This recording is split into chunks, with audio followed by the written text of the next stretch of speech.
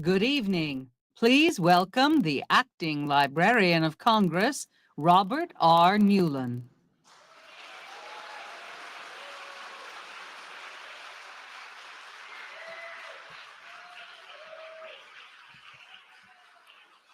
Thank you.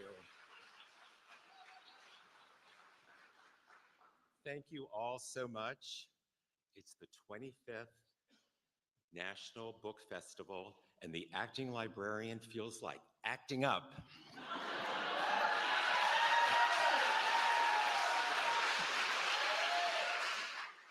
Can you believe it's been 25 years? I was at the first one. Okay, be honest, who was at the first one? Wow, fantastic. So for those of you that were not at the first one, it was on the mall, which was wonderful. They had tents. When the weather was nice, it was fabulous. When it rained, it was a big mud pie. And we finally decided that bathrooms and air conditioning won out over them all. So that's why we moved to the convention center, and I hope to see all of you there tomorrow. It's a fabulous facility.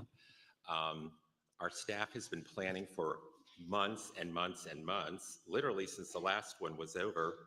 And you probably know that this year the festival is appropriately called Uniting Book Lovers for 25 years.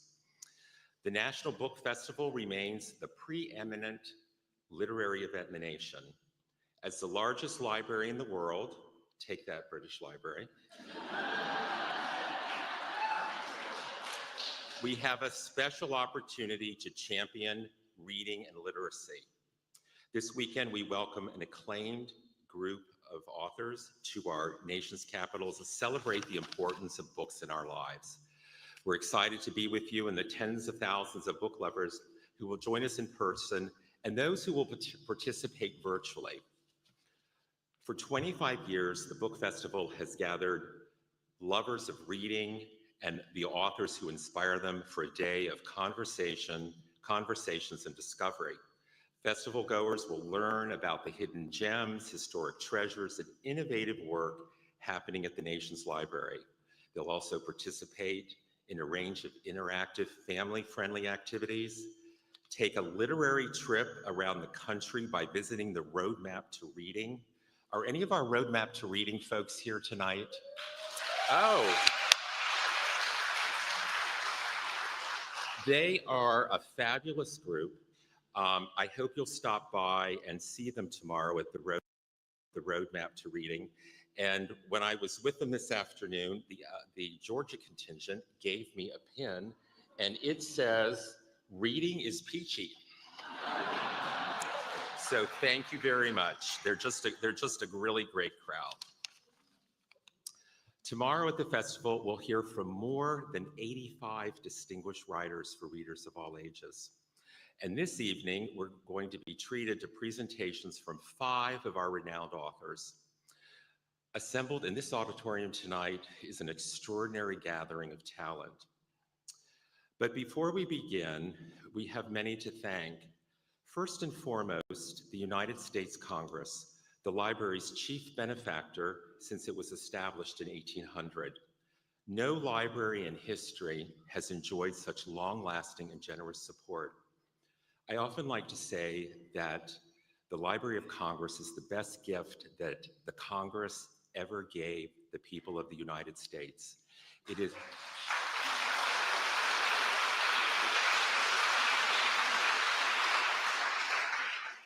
It is our cultural patrimony, and there's no other institution on earth that has the creative output of the American people like the Library of Congress. Without private sector support, the National Book Festival would not exist. Our most generous supporter is festival co-chairman David M. Rubenstein.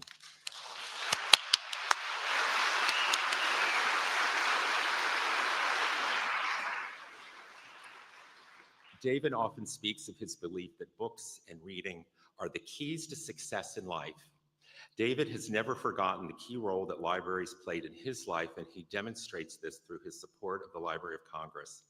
David, I want to thank you personally for all you do for this institution, not just the financial resources, but the time and energy that you give us. Nobody else does it like you, and I am so grateful to you.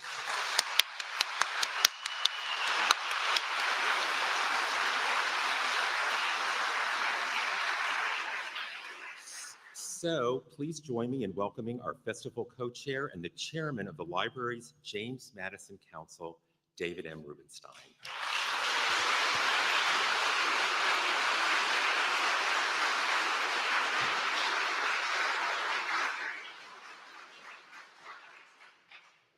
So how many of you are at the book festival for the first time?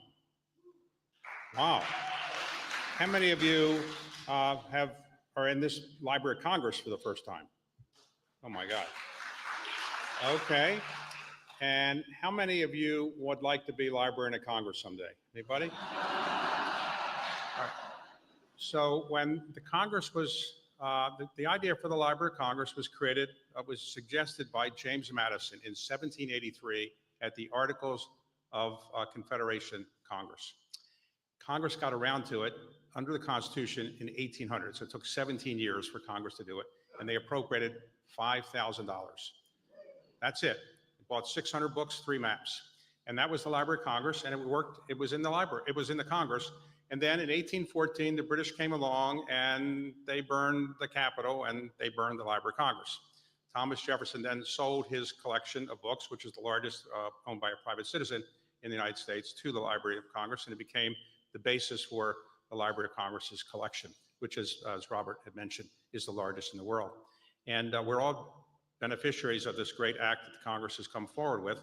But I just want to mention a couple other things. Robert Newlen, you might wonder, how does somebody become the acting Librarian of Congress? You ever wonder? Well, the Library of Congress, the Librarian of Congress has traditionally been a lifetime appointment, but the law was changed after James Billington. James Billington was the 13th Librarian of Congress. It was a lifetime appointment.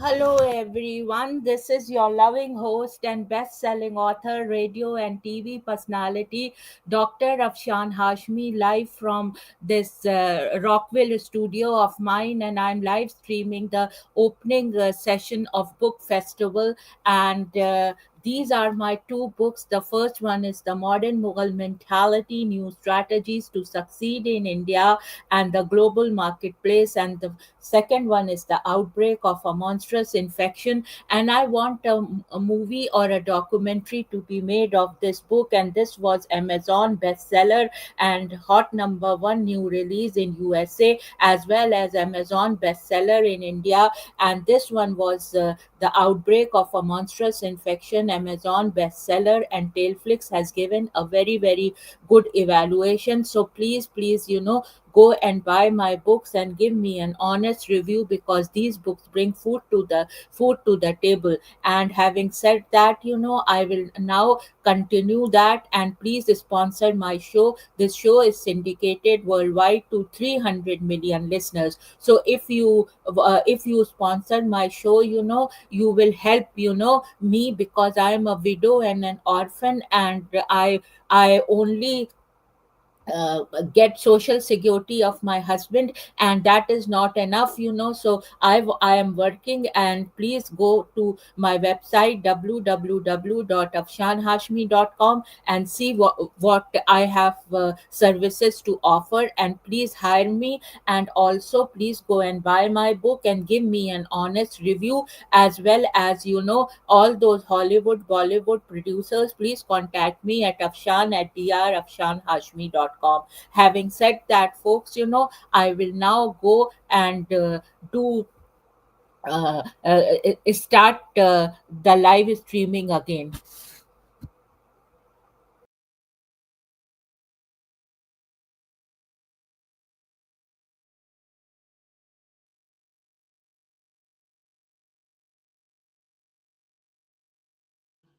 And many people who were librarians of Congress stayed for many, many years. I think Jim did it for about 28 years or so. And when he retired, ultimately, he was succeeded by Carla Hayden.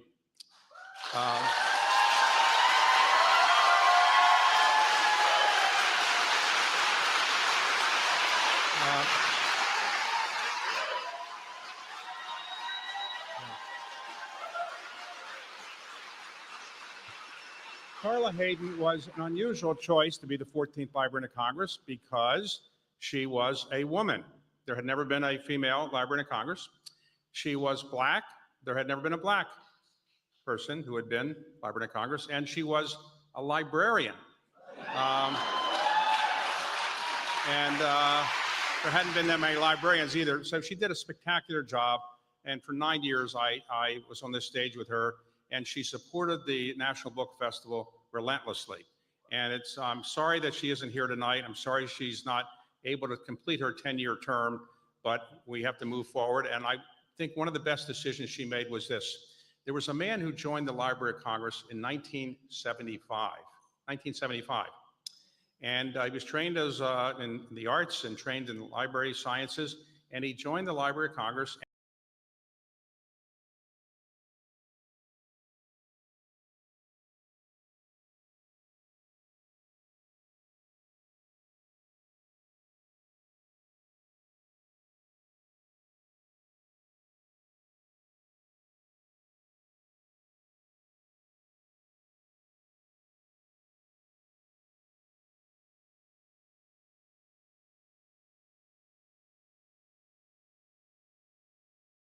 The library was fortunate to have Robert, and he's done a great job because it hasn't been that easy to be the acting librarian of Congress in this situation. Without going through details, it's been very, very difficult. And Robert has done a great job standing up for the library, standing up for all the employees, about 3,300 employees, and making certain that the Library of Congress continues to serve its mission. So Robert, thank you for what you've done.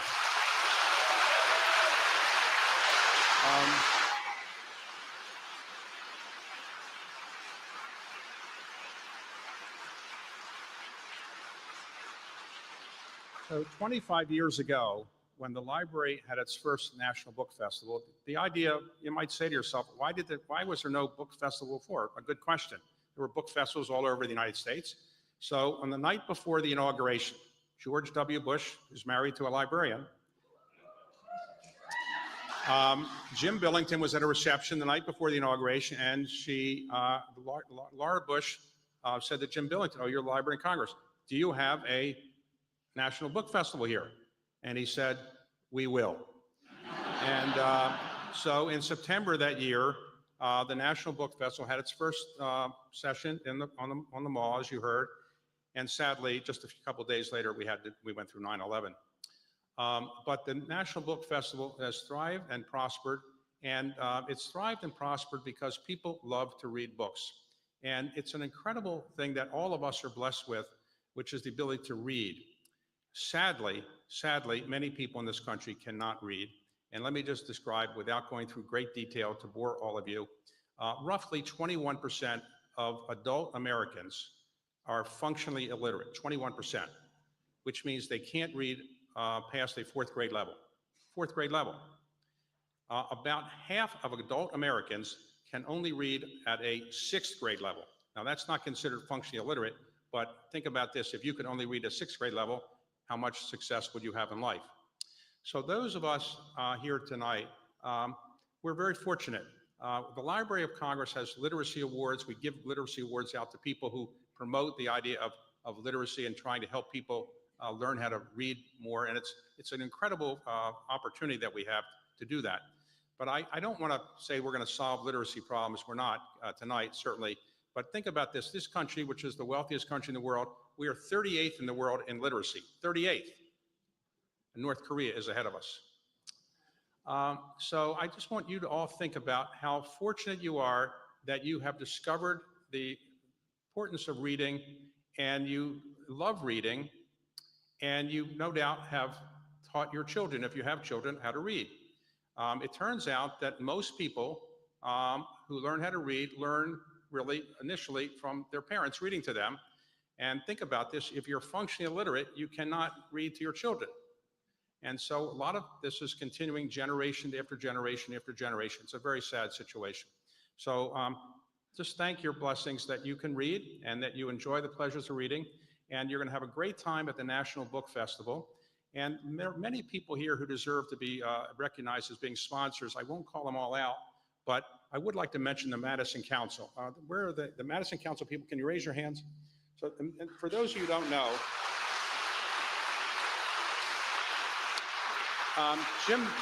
Jim Billington had a great idea. He got the richest man in the United States at the time was John Kluge. And he gave, I think it was $60 million to the Library of Congress, the biggest gift the library had ever had. The library got all of its money from the Congress, but there were some things that Congress didn't fund. And so John Kluge gave $60 million, I think was the initial gift. And they created the Madison Council, which John Kluge chaired. I now chair it and succeeded some other people who've chaired it. And what the Madison Council members do is they are very, very philanthropic towards the Library of Congress, because not everything we want to do is funded by the Congress. In fact, right now we're working at the Library of Congress to have parts of the Library of Congress more friendly to people who come here. We have many visitors every year, but we haven't really had a welcoming center. We're going to build that, and with the help of Congress and with the Madison Council and other people, we're getting that done. And also a children's center, where children, they come with their teachers, they have a place to learn how to read and to learn more about the Library of Congress. So a lot of these things are getting done, and it's really a great thing. And I want to thank everybody at the Library of Congress and all the employees. Robert has been here 47 years. He's not the most senior person at the Library of Congress.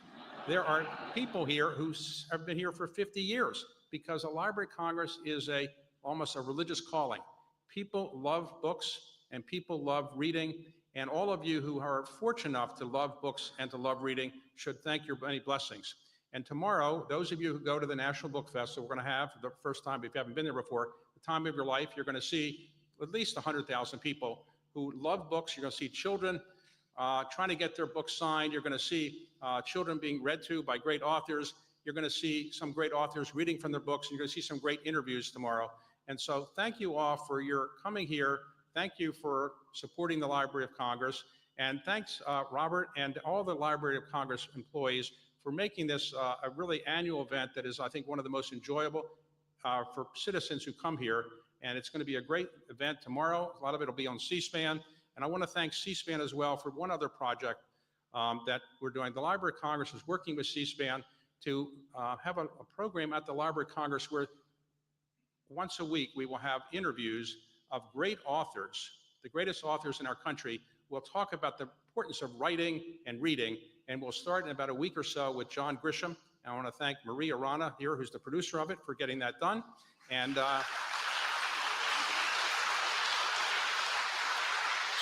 so thank you all, and now on with the show.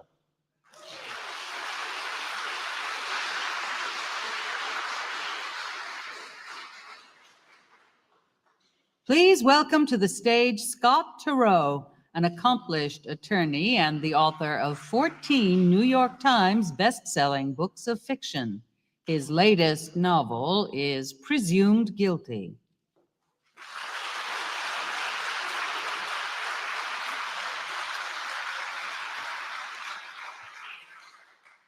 In 1987, I boarded a rocket ship that took me to locales that I'd never even dreamed of going to. That rocket ship, figurative, of course, was Presumed Innocent, a novel that I had started on the morning commuter train and finished in my basement during a brief respite from the practice of law. A book which magically, amazingly, went on to become a #1 bestseller around the world. As I tell people now and then, if someone offers you the chance to become the author of a worldwide #1 bestseller, you should definitely do it. You should do it. Because I've had a lot of fun, both in 1987 and in the years since.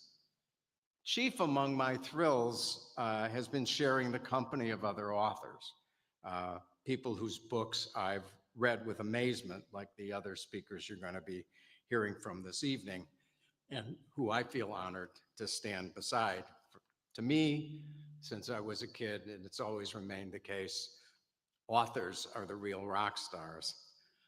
I first concocted the notion of being a novelist when I was 10 years old, and it still seems somewhat bizarre to me that my life has been governed by the passions of a 10-year-old. I also cherish this event, and that show of hands before, I was lucky enough to be at the first National Book Festival.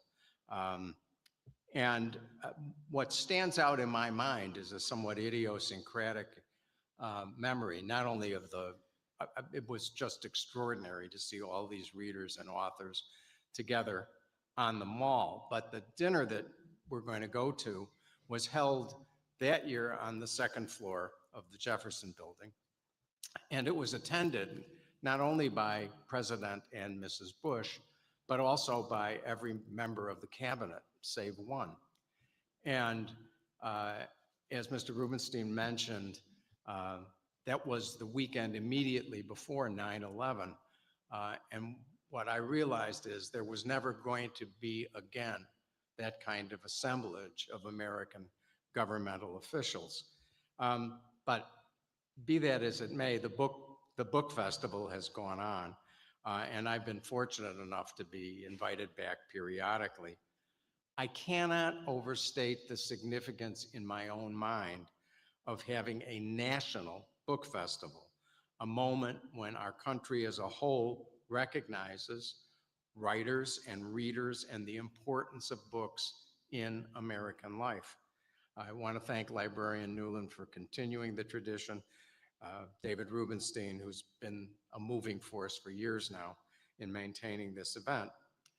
As for me, it's been nearly 40 years since that rocket ship lifted off, and my inner 10-year-old still loves what I do. The chance, as I periodically tell Adrienne, to go upstairs each morning and play with my imaginary friends. In January of this year, I published a novel, Presumed Guilty, in which the protagonist of Presumed Innocent returns. A former prosecutor, judge, and criminal defendant, my character takes on the only role he has not previously played in a murder trial as the defense lawyer for his stepson-to-be. As somebody who was once falsely charged himself, Rusty, the character, knows that this idealized system we call the law is often undermined by the follies and vanities of the human beings who operate it. But he, like me, remains convinced that law and respect for the law is fundamental to a civilized society, and that the law can be a noble institution when it adheres to its paramount obligation to protect not only the powerful, but the powerless as well. Again, I am grateful for the honor to be here and to speak to you tonight. Thank you.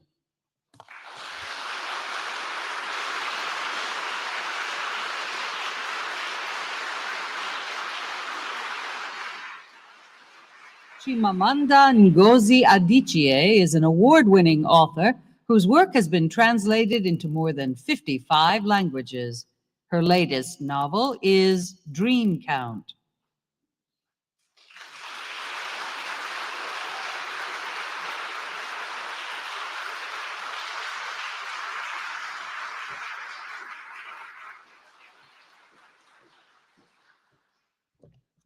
Good evening.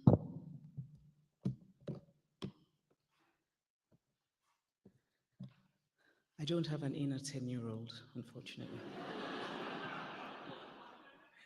Scott, it was lovely listening to you. I read your first novel when I was slightly younger than I am now. What an honor it is to be here at the Library of Congress in this sacred place. I want to first tell you of this abiding memory from my childhood. I was sitting in the back seat of my mother's car as we drove down the sloping road that led from the quiet University of Nigeria campus where we lived to the gentle chaos of the market. I was looking out of the window, and suddenly I felt an intense pang of melancholy, because what I saw through the window as we drove were stories, so many stories, waiting to be told, and I knew that I would not be able to tell them all. Writing is my vocation. I'm grateful to be part of this utterly necessary tradition of storytelling. But I could not be a writer without also being a reader. All art forms explore the beautiful strangeness of being a human being, but literature does it with the most intimacy because it takes us inside. We become characters, we become alive in bodies not our own. One of the most magical things for me about reading a good novel is that sometimes I stop and think, I see. Literature gives me new eyes. Because I read stories, it is easy for me to understand what people resent, what wounds their pride, but also what they aspire to and what lights up their hearts with joy.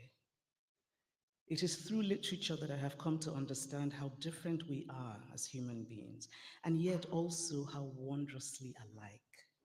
How we might love in different ways, but we all love.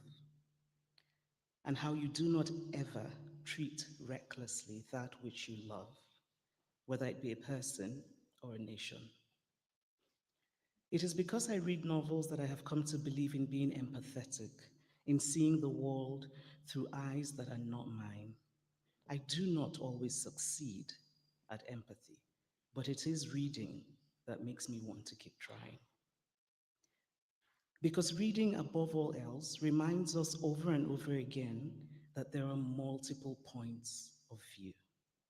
A reminder that is needed now in today's world more than ever. That to be a human being is to be part of a project of plurality. All literature has as its core the idea of what is good. Even the darkest of novels are in dialogue with the good. An old-fashioned word, good, used also in this rather old-fashioned context. But perhaps it is time to embrace more old-fashioned words. Honor, truth, compassion, justice. With so much upheaval in the world today, to think of literature is to think of what we are called to do, and we are called to courage. Courage means refusing to make the abnormal normal, even if only to whisper to ourselves while turning the page of a book. Because when we stay silent as abnormal things happen day after day, month after month, then they start to feel normal. To think of reading in today's world is to remember always the power of books.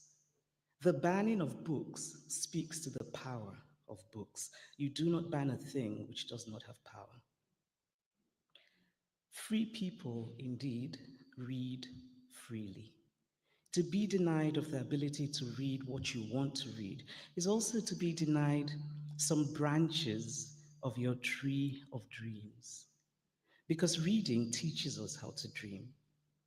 By dreaming, I don't mean a passive act, but an active act of the imagination, where we marshal our moral courage and actively imagine the world we want to live in.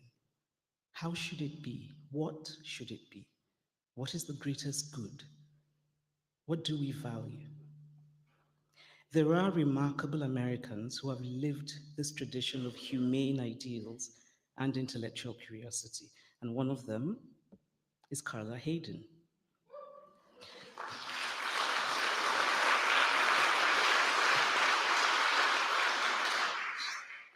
She's a woman of intelligence and of the most exquisite grace, and I salute her. And finally, I'd like to end by reading the last words of a poem called Song by Louise Gluck. Ah, he says, you are dreaming again. And I say, then I'm glad I dream. The fire is still alive. Thank you.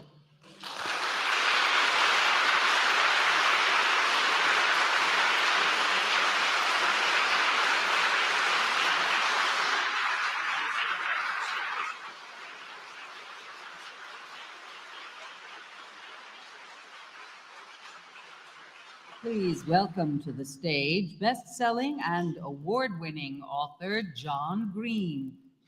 John's latest book is Everything is Tuberculosis, the history and persistence of our deadliest infection. I'd like you to imagine, if you could for a moment, what it would be like for you to go after that.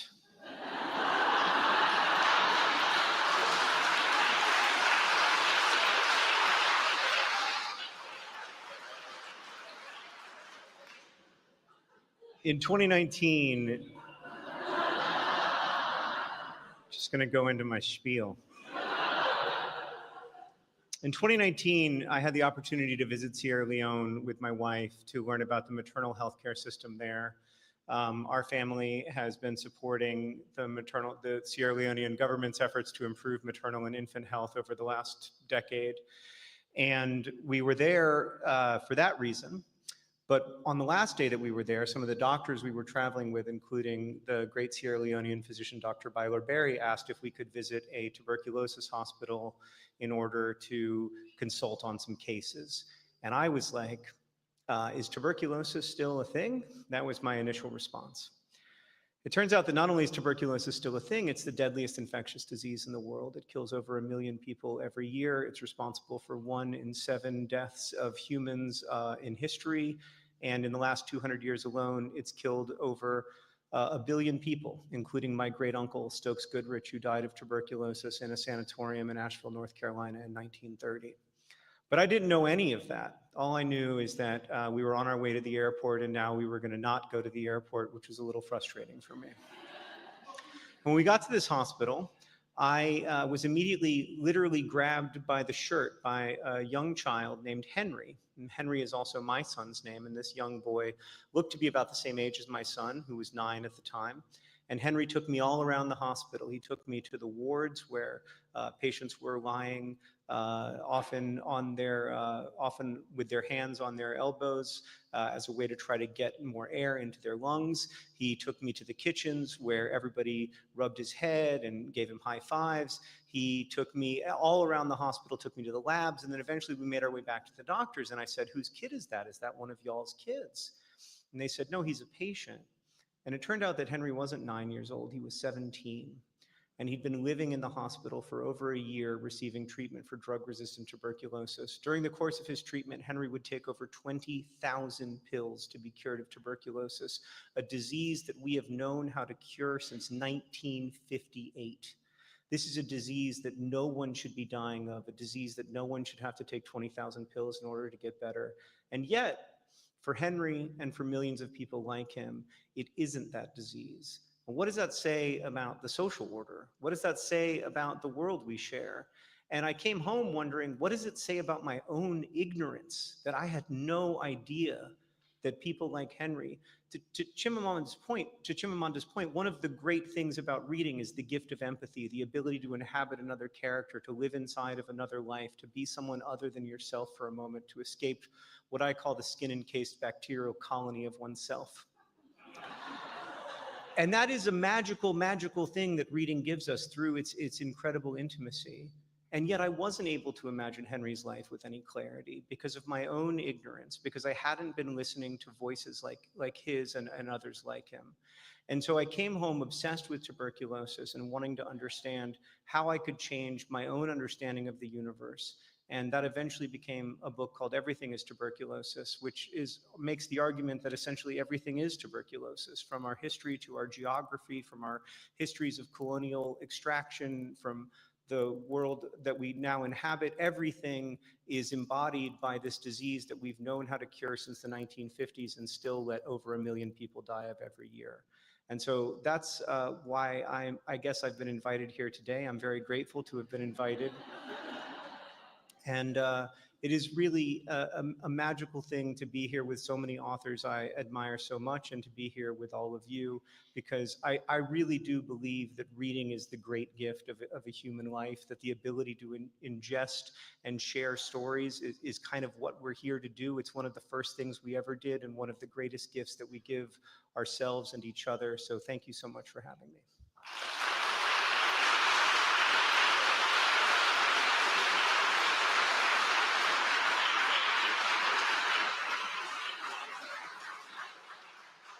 Cristina Henríquez has been longlisted for the Andrew Carnegie Medal for Excellence in Fiction and was a finalist for the Dayton Literary Peace Prize. Her latest novel, The Great Divide, is a Today Show read with Jenna Book Club pick.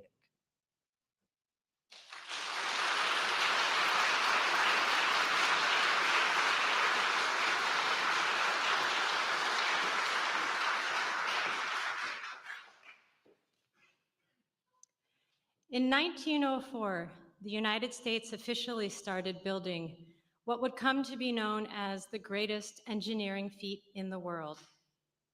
Despite rampant disease and technological hurdles and enormous costs, they would persevere, and in 1914, 10 years after the project began, the Atlantic and Pacific Oceans were united by a waterway that transformed the world. That's the story of the Panama Canal, or at least that's the story as it's usually told. The problem with that story is that it leaves so many people out. People came from all over the world to help build the canal, and yet we rarely hear about the tens of thousands of laborers from throughout the Caribbean who day after day stood knee-deep in mud, swinging pickaxes as they cut through the mountains. We don't hear about the women who cooked food for the workforce and did laundry and nursed the infirm. Nor do we hear about Panamanians, many of whom were displaced from their homes by an endeavor that split their country in two. I wanted to tell a different story, one that wrote these people in. My father is from Panama, and every summer my family and I went there to visit. I have memories of helping my grandmother hang the laundry and watching the roosters in the backyard and sitting on the front patio drinking warm strawberry soda in the sun. My parents would take my brother and sister and I on outings, and one of the places they frequently took us was to the Panama Canal. This was before the canal was a tourist destination, when it was still a US military base, and we would go through a checkpoint to get to the concrete platforms that ran alongside the locks. And in the blistering heat, we would watch as ships very slowly inched their way through. As a kid, I found these excursions boring, but as an adult, I became fascinated by the canal, and eventually I decided I wanted to write a novel about it. I wanted to understand its significance, not in the broad ways, but in the specific, and what it was like to be an ordinary person living through a moment that would, quite literally, reshape the earth. I spent the next 5 years researching, and at every step along the way, libraries were instrumental. I went to Panama and worked with a librarian who helped me access rare artifacts like commissary booklets and ID tags and vintage maps.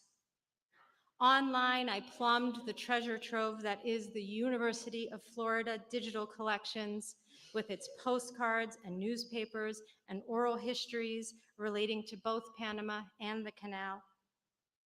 Back at home, I was constantly pestering my local librarians for source material, everything from the lyrics to work songs, to illustrations of fishing equipment, to manuals about sugarcane. They got me everything I needed and more. There's a reason that in the acknowledgments, I call them my heroes. And here, in fact, right here where we are, the Library of Congress houses no fewer than 12,700 items about the Panama Canal. That's 18.4 linear feet of shelf space, in case you were wondering. But of all the small details I was able to uncover and weave into a novel, it was notable what I wasn't able to find, what either had never been recorded in the first place or else had been erased. The voices of everyday Panamanians, maps of entire regions, obituaries, photographs, street names, all of it lost to us now. Sometimes when people ask me what I want them to take away from my novel, it's this: The way we tell history is important. The way we document and hold the truth up to the light. The way we decide what gets captured and what doesn't. The best way I know to honor the past is by telling it all, by telling the fullest, most complete stories we can, not by writing people and events and experiences out, but by writing them in. This is an extraordinary place to be standing tonight, although I would like to argue that every library, by virtue of its very existence, is extraordinary. Libraries hold the world, but only if we take care to write that world and hold on to it. Thank you.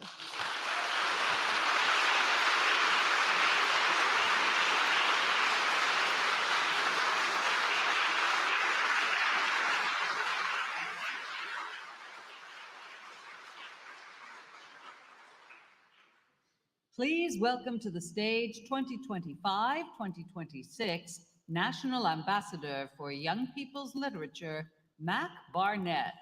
He is a New York Times best-selling author of stories for children whose work has been translated into more than 30 languages and sold more than 5 million copies worldwide. That's right. Hi, everybody. All right, it's the kids' book guy. Here we go. So every ambassador is asked to choose a specific focus for their term. And my focus is on the picture book. We also have to have a slogan. Mine is, behold the picture book. Thanks so much. I love picture books. 32 pages or so of text and art written for some of our youngest readers, usually read aloud to those readers because those readers can't read. I believe the picture book is one of our great literary forms, one that deserves a place alongside the novel, poetry, and drama. Some of the best books published in the last 100 years are picture books, children's picture books. But there are some people who dismiss the picture book.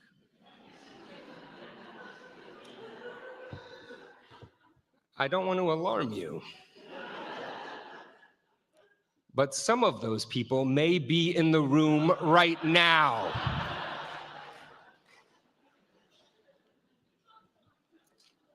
They think picture books are simply cute, or sweet, or simple, or silly, shallow, or even kind of stupid.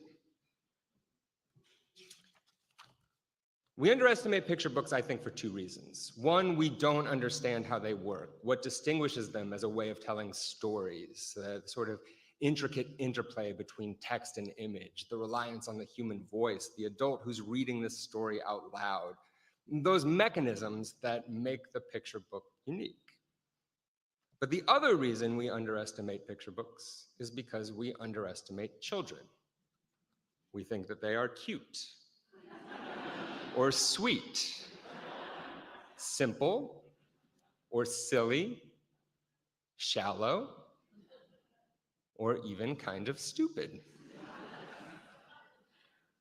I want to help people better understand picture books, the counterpoint between words and pictures, their relationship to other arts like theater, because the picture book is performed, the book acts like a stage.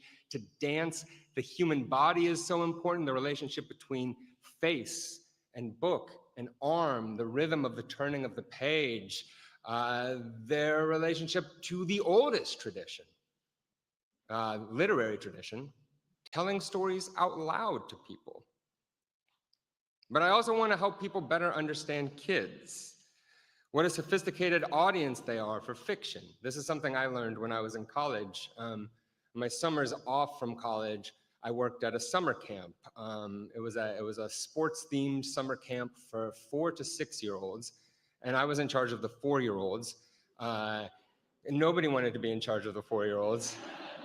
But I loved it because 4-year-olds can't really play sports. and neither can I. Which is like now I see is evident from the fact I called it a sports-themed summer camp, which is not really what sports people call, and they're not called sports people either.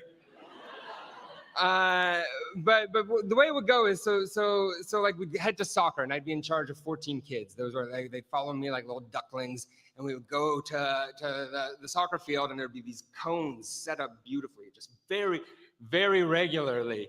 And the soccer coach would be like, all right, here we go, 4-year-olds, you're gonna just like dribble these balls around and just like unleash all these balls onto the field, and like 5 kids would just run off with their balls across the field to the parking lot. Other kids would just like kick the ball as hard as they could. Kids would knock over cones. Pretty soon everybody was crying. And the soccer instructor would just be like, just go under that shady tree where Mac is sitting, and he'll tell you a story. And so that was my first audience, these sort of like hot, sweaty, crying, hysterical 4-year-olds who just had their dreams of being professional soccer players crushed. And it's a tough crew. It's a tough crew, and you have to get good at telling stories. And I did. They taught me to tell stories. I would tell stories to them out loud. And I remember there was this one little girl, her name was Riley, and she was, her mom would pack her these beautiful, very thoughtful lunches every day. And then Riley would immediately, she would open her lunchbox, and then she would take out her melon, the fresh fruit that her mom had provided, and just throw it in the ivy. And then just like eat her fruit snack and little Twinkie and all the stuff that I'm sure her mom did not really want her to eat, but Riley made her pack in the lunch. And I was like, Riley, you can't do this. You can't just throw your melon away in the ivy. And Riley was like, why not? And I was like, well, because if you throw melon into the ivy, then pretty soon the seeds are going to sprout and our entire camp is going to be overtaken by melons, and that would be bad. Which I think that's the road where I became a children's writer and not a nutritionist. And Riley was like, that's not gonna happen. I was like, unbelievable. She's 4, she can't contradict me like that. So I'll show Riley. So on the last day of camp, I woke up early, which is a sacrifice for me. I went to the grocery store, and I bought a giant cantaloupe, and I hid it in the ivy. All day I was waiting for lunch. I was like, I cannot wait for lunch. Here we go. We got to lunchtime. Riley takes out her melon. She heads to the ivy. I said, oh, before you do that, Riley, take a look at that melon. Let's see what happened. So she sort of trudges in there, and she's like looking all around, and then her eyes get huge, and she pulls up this melon. She can't believe it. And all the kids run over, and they're like, whoa, I can't believe it happened. Look at that melon. That's so cool. Oh, Riley, you did it. And then one kid was like, hey, why is there a sticker on it?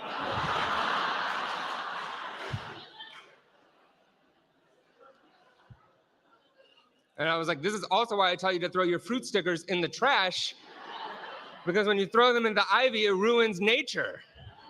And they're like, oh, okay, that's a good point. That's true. And the whole rest of the day, to soccer and all the other things, Riley took this giant melon that was bigger than her own head. She took it with her everywhere. She loved this melon. She was so proud. This amazing thing had happened. And I was watching her do it and like show it off to people. And there was this amazing way where I was like, Riley knew that she hadn't grown a cantaloupe in 5 days, but she also knew that she had. And I don't know quite how to explain that state, but that is the perfect state of a fiction reader. Samuel Taylor Coleridge called it the willing suspension of disbelief. Kids have, I think, an even better name for it. It's make-believe. We make ourselves believe. We aren't tricked. We aren't duped. We will ourselves to believe in this thing, to imagine this other possibility. The great essayist and children's writer, E.B. White, said that children can sail easily over the fence that separates reality from make-believe. They go over it like little springboks. He also then said something very rude, that he said like a fence that would throw a librarian is nothing to a child, and I wasn't gonna say that part tonight, it didn't feel right. He was mad at like one particular librarian at the time. He just meant adults. But I think he's right to apply, and I think he's right to imply that we adults can learn something from kids here. Because I think this is what all fiction does. It asks us to make believe. It's a huge part of fiction's power. Because it's only when we let go of our present state, our priors, our certainties, ourselves, our bacteria-infested skin colonies? Close? He said it better. It's only when we let go of these certainties that we can think new thoughts, feel new emotions, have new ideas, that we can change, even us adults. Because we may be grown-ups, but we are not finished growing. And this is literature's power. And I think kids know this better than we do. Thank you so much.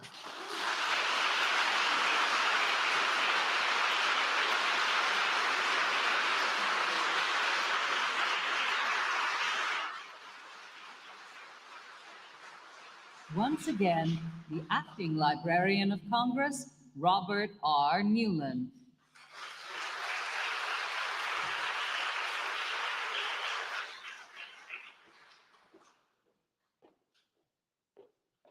Well, thank you so much. This was a surprise.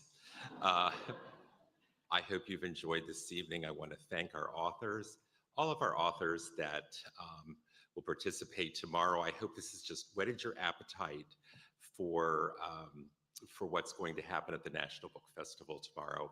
So with that, close the program, and please head upstairs and we'll have dinner. Thank you again.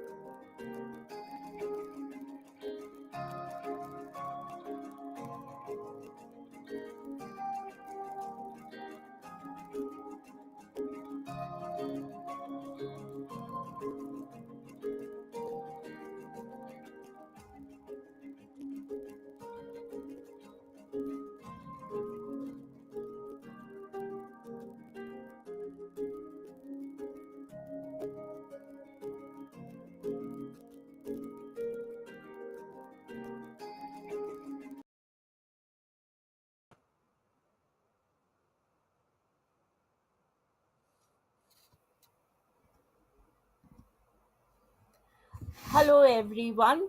So, how did you like the program? I just loved it. I saw some of the greatest authors here in America.